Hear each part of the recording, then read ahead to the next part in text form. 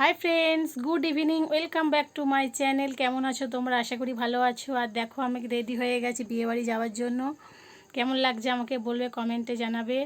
আর চলো, তোমাদের সঙ্গে পরে আবার কথা বলছি, বাইরে গিয়ে শেয়ার। আর দেখো, স্টেশনে চলেই এসেছি। আমি, মা, দাদা এখানে দাঁড়িয়ে আছি। আর বর টিকিট কাউন্টারে টিকিট কাটছে, ছেলেও সাথে ছিল। আর তারপরে ট্রেনে করে যেহেতু যাওয়া হবে, আর একটুখানি পোজ দিয়ে নিচ্ছিলাম, ছবি তুলছিলাম যেহেতু।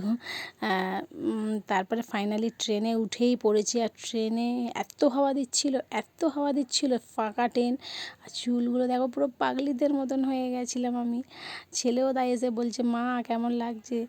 আর মাও বসেছিল। ফাইনালি ট্রেন থেকে নেমেই গেলাম, আর হাঁটা স্টার্ট করেছি। হেঁটেই যাচ্ছি। আর এত কষ্ট হচ্ছে, অসম্ভব গরম, আর শাড়িটাও প্রচণ্ড ভারী। তারপরে হেঁটেই যাচ্ছি। ফাইনালি আমরা বিয়েবাড়িতে পৌঁছে গেলাম। আর সেখানে গিয়ে তো আরও অসম্ভব গরম, লোকের ভিড়।